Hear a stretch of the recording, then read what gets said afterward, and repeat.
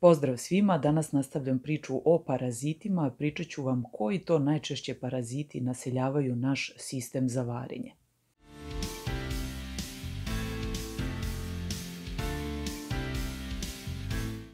U prvom videu koji sam snimila o parazitima pričala sam vam nešto uopšteno i kakve sve to čudne simptome mogu izazvati parazitarne infekcije.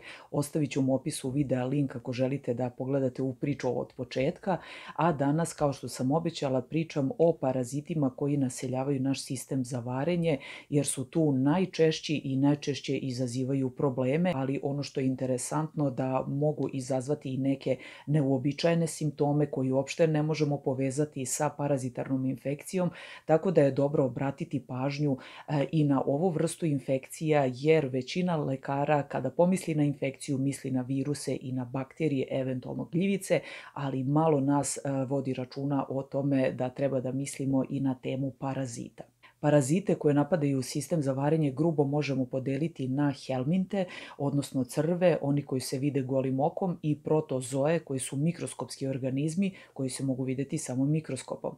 Helminte, odnosno crve, možemo dalje deliti na nematode, odnosno okrugle gliste, cestode, pangličare i trematode ili pljosnate. Kako se obično zarazimo ovim parazitima? Pa to je takozvani feko-oralni put, odnosno da prljavim rukama ili zagađenom hranom, vodom, u direktnom kontaktu sa zaraženom osobom možemo uneti u svoj organizam jaja parazita, larve i sl. Kao što sam rekla u prvom videu o parazitima, paraziti ne vole da izazivaju jake i ozbiljne probleme svom domaćinu koji ih nosi, jer kada bi paraziti izazivali smrtonosne bolesti, oni bi sami sebe ubili. Tako da parazitima odgovara da izazivaju neke blaže simptome ili da izazivaju neke hronične zdravstvene probleme, odnosno svaki parazit želi da mu domaćin dugo poživi, jer mu domaćin obezbeđuje izvor hrane, ali i zaštitu. U azijskim zemljama parazitarne infekcije su veoma česte i oni imaju običaj da 1 do 2 puta godišnje, bez obzira na to da li imali ili nemali simptome neke parazitarne infekcije, urade jedan antiparazitni program, odnosno čišćenje od parazita. Kod nas, iako parazitarne infekcije nisu toliko učestale, treba bar 1 puta godišnje uraditi određeni antiparazitni program da biste bili sigurni da nemate ovako neke živuljke koje vam gmižu po crevima.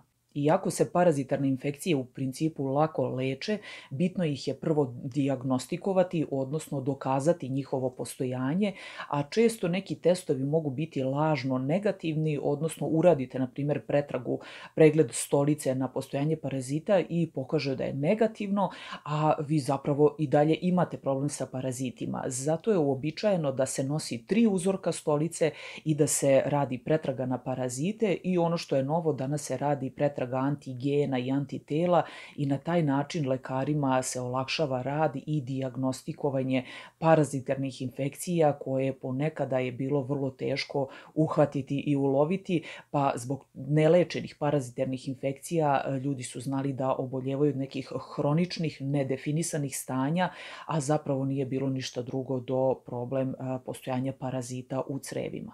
U moru različitih parazita koji mogu napasti naš sistem za varenje, ja sam danas za vas izabrala 4 o kojima ću pričati. Na prvom mestu to je Enterobius vermicularis ili dečija glista, koja vrlo često pravi problem u dečijem uzrastu, Giardia lamblia, Entamoeba histolytica i tenije, odnosno pantljičare. Enterobius vermicularis ili dečija glista, kako je samo ime kaže, obično pravi probleme kod dece, vrlo brzo se širi u dečijim kolektivima, u vrtićima, u školama, i ono što je problematično je kad dete oboli od ovakve parazitarne infekcije, vrlo je važno da se cela porodica leči, jer se vrlo lako prenosi, iako odrasli ljudi obično nemaju nikakve simptome ili imaju vrlo blage simptome. Procenjuje se da svako 10. dete na ovom svetu ima problem sa ovom parazitarnom infekcijom. Enterobius vermicularis je takva glista da je dugačka između 5 i 13 mm, što zapravo može se videti golim okom. Ono što je specifično, neću ulaziti u tačno sve šta se dešava u telu, jer bi ovaj video bio jako dugačak i zapravo nije toliko nešto ni važno da znate kroz koje sve cikluse se ovaj parazit razvija, ali ono što je specifično je da ženka polaže jaja u blizini anusa kada je noć, tako da deca obično imaju nemiran san, škrgutanje zubima, češanje u predelu anusa, kod devojčica može biti problem i u vaginalnom predelu i jedno od najčešćih i specifičnih simptoma je svrab u predelu anusa, tako da bake su nekad ovu dečju glistu nazivale i pundravci. Kaže baka, kao da imaš pundravce u dupetu, šta ti je? Dete ne može mirno da sedi, obično onda znamo da dete ima dečije gliste. Dodatno se problem zakomplikuje kada dete ne vodi računa o ličnoj higijeni, kada sisa palac, gricka nokte ili prosto ne pere ruke i onda češanjem ispod noktiju se zadržavaju jaja i ako dete ne pere ruke ili je u kontaktu sa drugom decom, on ponovo prenosi samom sebi ili drugoj deci i zato se vrlo brzo širi u dečijim kolektivima. Kada je u pitanju dečija glista, obično ona prolazi bez ikakvih simptoma, znači deca i odrasli ne znaju uopšte da je imaju, ali može se javiti nadutost, bol u trbuhu, retka stolica, povraćanje, znači svi onako neki opšti simptomi kada imate problema sa sistemom za varenje, a ne znate zapravo koji je uzrok. Vrlo često se javlja i gubitak apetita i gubitak u telesnoj masi, a ako ima ogromna količina parazita u crevima, onda može doći i do razvoja malapsorpcije, odnosno da dete nema dovoljno hranljivih materija, što može uticati na fizički i na psihički razvoj. Dijagnoza dečijeg glista postavlja se specifičnom metodom, odnosno perianalnim brisom, kada se selotejpom pređe preko anusa i onda se direktno pod mikroskopom gleda da li postoje jaja dečije gliste. Bilo bi idealno kada bi se test radio odmah neposredno nakon buđenja deteta, jer tada je najveća koncentracija jaja u analnom predelu. Iako retko, ponekad kod ljudi koji imaju loš imunitet može da se javi i urinarna infekcija ili apendicitis, odnosno upala slepog creva. Kada je u pitanju terapija, važno je naglasiti da morate se pridržavati tačno rasporeda kako vam je lekar rekao da treba da pijete lekove, zbog toga što u prvom udaru terapije se uništavaju postojeće gliste, a posle 15. dana obično iz jaja se izlegu nove gliste, tako da je vrlo važno da terapija traje 2 do 3 nedelje, odnosno onoliko koliko vam je preporučio lekar i kao što sam naglasila, mora se lečiti cela porodica, znači bez obzira da li imate ili nemate simptome, ako jedno dete ima dečije gliste, cela porodica gde dete živi mora se lečiti i mora piti lekove. Kao alternativa i kao pomoć pri uklanjanju bilo kojih parazita iz sistema za varenje, kao što sam već pomenula u prethodnom videu, dobro dođu karamfilić, ulje divljeg origana, pelin i sve druge lekovite biljke koje imaju antiparazitarni efekat. Na drugom mestu su takozvane cestode, odnosno kod nas se najčešće javlja goveđa i svinjska pantljičara. Postoje dva oblika ove bolesti, tenijaza kada u crevima postoji odrasli oblik parazita i cisticerkoza kada se javljaju ciste u određenim tkivima i organima kao što su skeletni mišići, mozak, pluća, jetra, slezine i tako dalje. Kod nas obično se javljaju dva oblika tenije, tenija saginata, odnosno goveđa pantljičara i tenija solium, odnosno svinjska pantljičara. Zbog čega je važna priča o pantljičarama? Pa zbog toga što ako se jede nedovoljno termički obrađeno meso, kao što je sušeno meso najčešće kod nas ili slanina ili neki mesnati proizvodi, kobasice i slično, izuzetno je važno da ljudi koji obrađuju sirovu sirovo meso i dalje ga proizvode u neke suhomesnate proizvode, da znaju da pre toga, pre nego što krenu da prave takve proizvode, moraju testirati meso te životinje kod veterinara, znači da li postoji prisustvo tenije, i tek kada veterinar kaže da u redu je, onda mogu dalje nastaviti obradu i praviti suhomesnate proizvode. Verovali ili ne, odrasla jedinka patličare može biti dugačka između 2 i 8 metara. Zamislite, ako se patličara ne leči na vreme, ona može živeti u nečijem telu i do 20 godina. Kada se ljudi zaraze, vrlo često taj prvi nalet infekcije prolazi asimptomatski, odnosno nemaju nikakve simptome i uopšte ne znaju šta se desilo, ne znaju da su zaraženi. Eventualno neko može imati bolove u želucu, muku, gađenje, povraćanje, gubitak apetita, retku stolicu, gubitak u telesnoj masi, ali sve je to nije specifično i ne može vam ukazati da je baš reč o specifičnoj vrsti parazita. Cisticerkoza, odnosno kada se ciste ovih parazita razvijaju najčešće u mozgu i u skeletnim mišićima, obično se razvijaju nekoliko godina posle te prve infekcije i može proći 4-5 godina pre nego što se te ciste detektuju u mozgu ili u mišićima, ali daju vrlo neprijatne simptome i ako se nalazi u mozgu, evo sad ću vam reći šta sve može da imitira i šta se sve dešava. Povećava se intrakranijalni pritisak u mozgu. Može se javiti nešto slično epinapadu, glavobolje, povraćanje, poremećeni vid, vrtoglavica, konfuzija, mentalni poremećaj i meningitis, pa i znaci šloga i nešto što može ličiti i na tumor na mozgu. Ono što sam zaboravila da kažem, a važno je da ciste u mesu mogu uginuti ako termički obrađujete meso na više od 56 stepeni Celzijusa i ako zamrzavate meso na -10 stepeni minimum 10 dana. Ali nemojte nikada eksperimentisati sa ovom metodom i nemojte misliti da samo zato ako meso odstoji u zamrzivaču nekoliko dana da je bezbedno. Znači uvek na prvom mestu, još dok je meso sirovo, dok niste napravili neke suhomesnate proizvode, prvo proverite kod veterinara, pa tek onda možete konzumirati takvu vrstu mesa. Pantičara, nažalost, može izazivati dugoročne i hronične simptome i obično kažu kada se neko jedanputa zarazi pantičarom i kada razvije ovo, na primjer, ovu cisticerkozu, da je to do kraja života i da prosto samo se može upravljati simptomima, ali se bolest ne može izlečiti. Još ono što je problematično je da obično ljudi koji konzumiraju to zagađeno meso se nalaze u porodicama, pa često cele porodice do kraja života imaju problem sa ovom bolešću. Na trećem mestu je Giardia lamblia, parazit koji puna su vam usta samo kada izgovorite ime.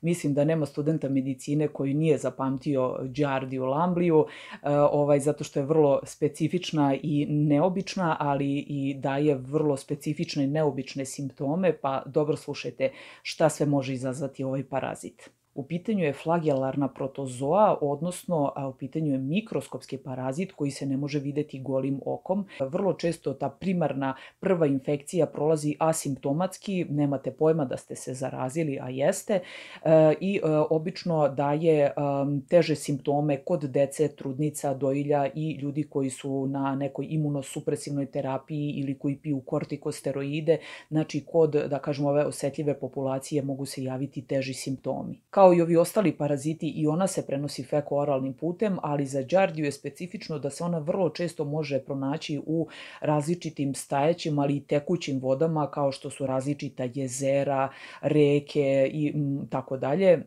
Ono što je neobično za Giardiju, kažu da će ona izazvati teže simptome i da će se više namnožiti u organizmu kod osoba koje imaju niži holesterol u krvi. Simptomi infekcije nisu specifični, odnosno kao i kod ovih drugih parazita ne možete na osnovu simptoma reći da se radi tačno o nekom parazitu, već se javlja muka, gađenje, povraćanje, proliv i ako duže vremena potraje ta retka stolica, može se, ono što je specifično za lambliju, može se javiti masna stolica, odnosno jako zaudara, ima jako neprijatan miris i ima žućkastu pa čak i beličastu boju. Može izazvati i mal malapsorpcioni sindrom, odnosno nedostatak vitalnih hranljivih materija, jer remeti apsorpciju hranljivih materija iz našeg sistema za varenje i može dovesti do nedostatka vitamina A i vitamina B12. Da bi se postavila dijagnoza ove parazitarne infekcije, potrebno je da odnesete 3 uzastopna uzorka stolice na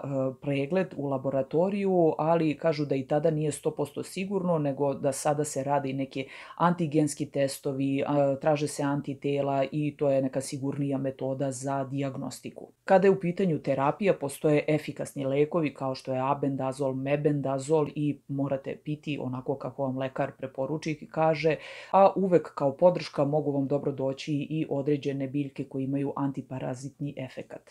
Iako đardija uglavnom napada ljude, može se naći i kod mačaka, pasa i glodara i obično su najčešće pogođeni ljudi koji su u kontaktu sa nekom vrstom vode, znači da li je to jezero, reka, bara, pa ribolovci mogu biti, onako kažem, osetljiva populacija, deca koja se kupaju u jezerima i barama, znači iako je voda čista na prvi pogled, to ne znači da unutra nema đardije koju ne možete videti golim okom. Ono što je veoma specifično i neobično, šta sve može izazvati đardija ako se pretvori u neki hroničan oblik, znači ako se ne leči na vreme ili ako imunitet nije dovoljno dobar da se izbori sa ovom infekcijom, naročito kod dece, evo što se može razviti. Alergije na hranu, poremećaj pažnje, glavobolje, takozvani sindrom curećih creva, odnosno da je dete podložnije razvoju različitih alergijskih reakcija, astme, atopijskog dermatitisa i tako dalje. Kod starijih se može javiti fibromijalgija, iritabilni kolon, pa čak kažu kod osetljivih ljudi mogu biti i sravnjene one fine crevne resice koje nam omogućavaju apsorpciju hranjivih materija, pa kod takvih osoba može doći do teške malapsorpcije, odnosno izrazite mršavosti, nedostatak vitalnih hranjivih materija i tako dalje. Da bi se razvila infekcija đardijom, treba da progutate od 10 do 100 cisti i loše prolaze oni koji imaju povišeni pH želuca, odnosno koji nemaju jaku želudačnu kiselinu. Jer kada je izrazito jaka želudačna kiselina, što bi prirodno i trebalo da bude, da ima pH oko 1 do 2, onda đardija ne može da se razmnožava. Međutim, kod dece, kod ljudi koji imaju loš imunitet ili imaju poremećen sistem za varenje, kod starijih osoba i kod onih koji piju različite lekove da bi smanjili želudačnu kiselinu, onda su oni mnogo podložniji ovakvoj vrsti infekcije. Ako se kod dece razvije hronična infekcija đardijom, evo da vidite kakvi mogu biti neki nespecifični simptomi što nikada ne biste povezali sa parazitarnom infekcijom. Kao što je anemija i izrazito bledilo lica, iako je, na primjer, dete ima sasvim normalan hemoglobin u krvi. Guščija koža, žvale u predelu usana, različiti oblici dermatitisa kao što je atopijski dermatitis i opadanje kose. I na 4. mestu je entameba histolitika, ameba koja može izazvati vrlo nezgodne simptome, za koju kažu da je na 3. mestu kao uzročnik smrtnih ishoda zbog parazitarne infekcije. Na 1. mestu je malarija, na 2. mestu šistozoma, a na 3. mestu je entameba. Procenjuje se da oko 50 miliona ljudi ima u svom sistemu za varenje entamebu histolitiku, a da svake godine umre oko 100.000 ljudi. Kada se progutaju ciste koje opet dolaze u naš sistem za varenje feko-oralnim putem, može se razviti amebijaza, dizenterija i apscesi na jetri. Ako se jave klasični simptomi dizenterije, javljaju se krvavo-sluzave stolice u kombinaciji sa zatvorom. Ako ameba napadne jetru, mogu se razviti ciste na jetri, obično se razvije jedna cista, ali mogu i više. Najčešće je zahvaćen desni režanj jetre i ciste su vrlo specifične, unutra imaju 4 jedra i po tome se zna da je u pitanju entameba. Najčešće je blaga forma bolesti gde se javlja dijareja, odnosno retka stolica, koja može trajati do 2-3 nedelje, ali kod osetljivih osoba i oni koji imaju loš imunitet može se javiti i takozvani fulminantni kolitis, odnosno da se javi izrazito jaka upala debelog creva gde se smenjuju krvavo-sluzave stolice i zatvor i gde može doći i do značajnog gubitka krvi, pa čak i do sepse i smrti. Ako infekcija preraste u hroničan oblik bolesti, onda se javlja gubitak apetita, gubitak težine, česti neki nedefinisani bolovi u stomaku i tako dalje. Ponekada, jako retko, može se razviti granulaciono tkivo koji se naziva amebom i koji može imitirati neke tumore. Kada je u pitanju dijagnoza, potrebno je ponovo uraditi 3 uzastopna uzorka stolice i tražiti antigene i tražiti ciste, jer se ciste ne izlučuju non stop. Zato je važno uraditi ta 3 uzorka. Eto, toliko za sada kada su u pitanju paraziti koji napadaju naš sistem za varenje. Kao što sam rekla, ima ih još jako puno, ne samo paraziti koji napadaju naš digestivni sistem, već i neke druge sisteme i organe, ali ono što je važno da ljudi prosto podignu svest, znači da razmišljaju i na temu parazitarnih infekcija i nemojte misliti da se parazitarne infekcije nalaze samo u tamo nekim zemljama trećeg sveta, vrlo česte su i u zemljama u razvoju, ali i u razvijenim zemljama, naročito kod ljudi koji često putuju, koji su u kontaktu sa različitim ljudima i kulturama, tako da treba voditi računa i treba razmišljati i na temu parazitarnih infekcija. Kao što znate, za kraj ću reći da rad ovog kanala možete podržati uplatom donacija na žiro račun, preko PayPala i Patreona. Hvala svima na podršci i vidimo se uskoro. Pozdrav!